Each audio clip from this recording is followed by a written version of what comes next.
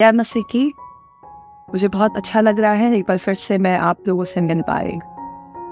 परमेश्वर का वचन शेयर करना मुझे बहुत पसंद है और मुझे विश्वास है कि जब आप वचनों को सुनते होंगे तो आप अवश्य आशीषित होंगे।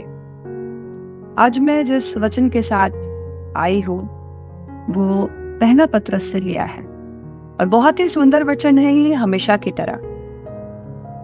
तीसरे अध्याय में, पहला पत्रस तीसरे अध्याय और उसके 9 से कुछ आगे के पदों में ऐसा लिखा है, बुराई के बदले बुराई मत करो और न गाली के बदले गाली दो, पर इसके विपरीत आशीष ही दो, क्योंकि तुम आशीष के वारिस होने के लिए बुलाए गए हो। क्योंकि जो कोई जीवन की इच्छा रखता है और अच्छे दिन देखना चाहता है, वो अपनी जीभ को बुराई से और अपने होठों को छल की बातें करने से रोके रहे। है ना सुंदर वचन? बुराई के बदले बुराई मत करो। पहले क्या कहा जाता था? अगर आप पुराने नियम में भी पढ़ते हैं या कई लोगों के मुंह से जब बात सुनते हैं तो आंख के बदले आंख, दांत के बदले दांत, यानी टिट फॉर टैट, जैसे को तैसा। लेकिन परमेश्वर का वचन जिसने मेरे जीवन को बदला है और मुझे अपनी ओर आकर्षित किया है वचनों ने, वो यही है, बुराई के बदले बुराई मत करो। प्रभु ने भी ऐसा नहीं किया। जब प्रभु को भी कोड़े मारे जा रहे थे वो चुप, उसने एक भी गाली नहीं दी, उसने ऊंची आवाज में कुछ भी नहीं कहा। वैसे ही प्रभु कह रहा है, बुराई के बदले बुराई मत करो और न गाली के बदले गाली दो। क्या मुश्किल है? आपको क्या लगता है? आज के लोगों के लिए तो बहुत मुश्किल हो सकता है कि कोई मेरे साथ बुराई कर रहा है तो मैं भलाई कैसे करूं, कोई मुझे गाली दे रहा है तो मैं उसको क्यों छोड़ दूं।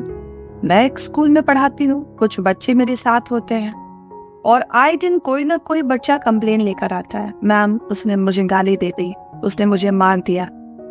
मैं जब उनको कहती हूँ कि तुम नहीं क्यों गाली, तो उसने कहा उसने मुझे गाली दी, मैं कैसे छोड़ दूं, मुझे गुस्सा आ गया। उसने मुझे मार दिया, मैं कैसे छोड़ दूं, मुझे गुस्सा आ गया।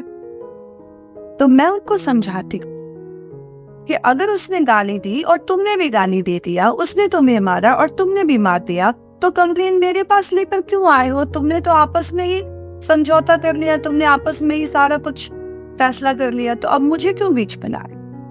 उसने गाली दी होती और तुम चुप रह गए होते, तब ना उसका फिर न्याय होता, उसको पनिशमेंट दिया जाता। वैसे ही प्रभु कह रहा है कि बुराई के बदले बुराई मत करो, गाली के बदले गाली मत दो, इसके विपरीत आशीष ही दो। क्योंकि जब कोई तुम्हें गाली देता है और तुम उसको गाली नहीं देते, कोई तुम्हारे साथ बुराई करता है और तुम भलाई करते हो, तो परमेश्वर के पास आपके लिए फिर एक उत्तम योजना है। फिर वो आपको आशीष देगा। और आपको आशीष ही क्यों देना है? क्योंकि परमेश्वर ने आपको आशीष दी है, तो आपके पास जो है वो आप दूसरों को दीजिएगा। आपको यदि कोई गाली दे रहा है, आपको कोई मार पीट रहा है, आपकी कोई निंदा कर रहा है, कुछ गलत कर रहा है, उसके पास जो है वो दे रहा है, वो अपने भंडार में से वही निकाल रहा है जो उसके पास है। लेकिन प्रभु ने आपको आशीष दिया है, तो इसलिए प्रभु कहता है कि इसके विपरीत तुम आशीष ही दो, क्योंकि तुम आशीष के वारिस होने के लिए बुलाए गए हो। और आगे पद में लिखा है, जो कोई जीवन की इच्छा रखता है वह और जो अच्छे दिन देखना चाहता है, वो अपने जीभ को बुराई से और अपने होठों को छल की बातें करने से रोक कर रखे। यदि आप चाहते हैं कि आपको जीवन मिले, अच्छा जीवन मिले, अच्छे दिन आप देखना चाहते हैं, तो अपने जीभ को बुराई करने से, क्योंकि जीभ के द्वारा ही तो सारी गड़बड़ियां हो जाती है, जीभ से ही तो बात फिसल जाती है, लड़ाई झगड़ा हो जाता है। जीभ एक बहुत बड़ा कारण ठहरता है लड़ाई और झगड़ों का। सारी विपत्ति के पीछे यही एक जीभ है। और प्रभु क्या कह रहा है? जीभ को बुराई से, होठों को छल की बातें करने से रोक रख। सारे दंगे और फसाद का जड़ ये जीभ और होठ है, और प्रभु इसको ही रोकने के लिए, नियंत्रित करने के लिए कह रहा है।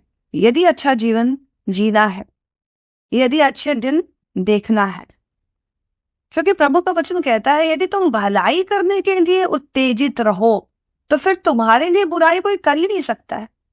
कोई बुराई कर रहा है और आप लगातार उसके प्रति भलाई कर रहे हैं, तो परमेश्वर उसके हृदय में भी प्रेम डाल सकता है, क्योंकि परमेश्वर ही दुश्मन बना देता है और परमेश्वर ही दुश्मनों को दोस्त भी बना देता है। अधर्म के कारण अगर आप दुख उठाते हैं, परमेश्वर भक्ति के कारण यदि आप शोक करते हैं, तो फिर परमेश्वर का वचन कहता है कि आप धन्य हैं। फिर परमेश्वर आपको गिफ्ट देगा। फिर परमेश्वर के पास आपके लिए एक ऐसा तोहफा है जिसको आपने कभी जाना नहीं, देखा नहीं, कभी सुना नहीं। परमेश्वर के पास ऐसी एक सर्वोत्तम गिफ्ट है, बेस्ट गिफ्ट है,